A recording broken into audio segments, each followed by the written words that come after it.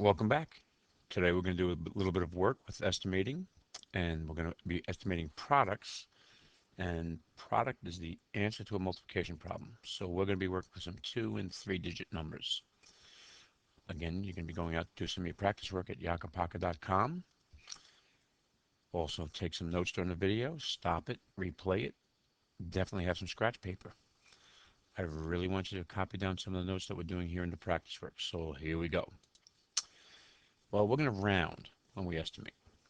So the first thing I want you to do is I want you to make a little number line with the 2 digit numbers from 40 to 45 and the 3 digit numbers from 200 to 300. Now we're going to use different numbers as we go through our problems, but this is going to help us to tell us where should we round. Should we round down? Should we round up?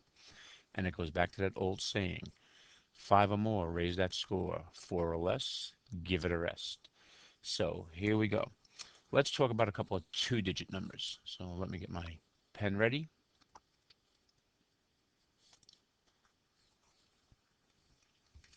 And we're going to go ahead and go in white here so you can see it all nice and clearly. And so let's try 37. And we're going to multiply 37 times 7.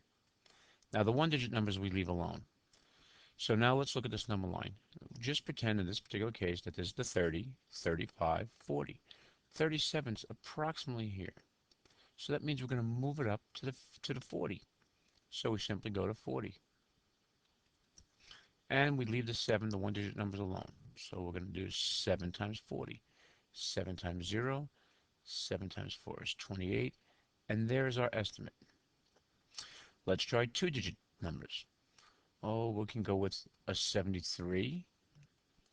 And we'll multiply that by a 58. Again, let's go back up to our number line and just pretend we're using the numbers that we have in our problem. 73 would be about here. So that means we're going to round it down to a 70. 58, well, it's probably going to be over here closer to the 60. So we're just going to make that a 60. Now we'll go ahead and multiply this, but we're also going to go back and try to use that power of 10 that we've talked about. So we have a two-step multiplication. So if it helps you, make your steps so you keep your numbers lined up. And here we go. 0 times 0, no big deal. That's going to be simply a 0. 0 times 7, another 0. 6 times 0, 0. 6 times 7, 42. We add all this up and we get 4,200. Well, power of 10 would have been easier. Remember what I told you, we're going to count the zeros. Well, we have 2 zeros. We have the 0 after the 7 and the 0 after 60, so we have 2 zeros. Put it right down, that's part of our answer. 6 times 7, 42. That's the beauty of power of 10. Let's try some 3 digit numbers. Well, just so we can use this number line, let's go ahead and try 271, and we'll multiply that by a 2 digit number, and we'll use the same number line. We'll go with 40, 41. Let's try 41.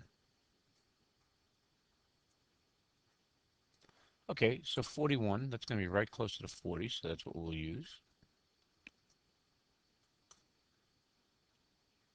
Having a little bit of trouble using my pen here tonight.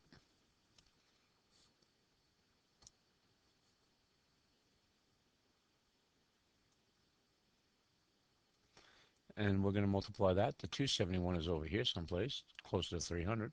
We're going to multiply that by 300.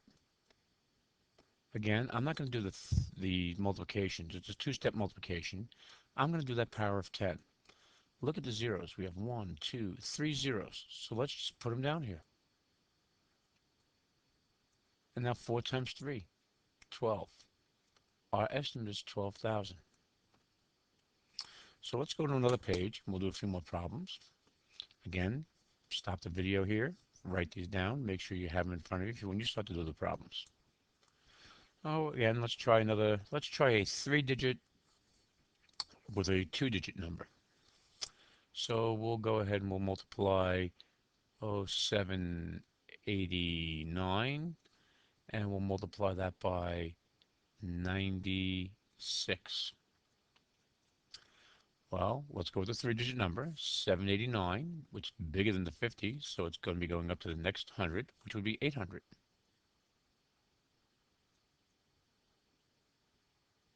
And let's look at the 96. Well, that would be over here after 95, so we're going to be closer to 100. Let's use that power of 10, just so we're good at that. That way we're doing both estimates and power of 10. Let's count the zeros. 1, 2, 3, 4. Put that in our answer. 4 zeros. Now let's multiply 1 times 8. 8. And let's start from the back and move over 3 spaces and put our commas in. And we see we get 80,000. Let's move down here and let's do another problem. And again, make sure you're taking the notes. You have them there so you can see them. Oh, let's take the number 567, and we'll multiply that by 339. Well, look at the 567. It's more than the 50, so it'd be over here. So we're going to move it up to the next 100. We're going to move that up to 600. Let's look at the 339. Well, that's less than 50, so we're going to go back down to the 300 number.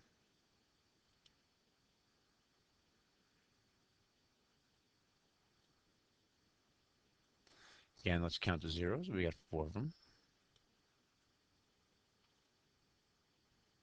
And 3 times 6 is 18. Let's start at the back.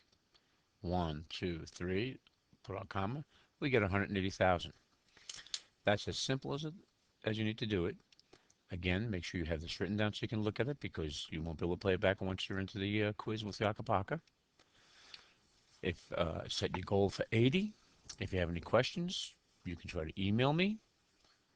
You can see that there in the middle of the page. So good luck, and I'll see you on the next lesson.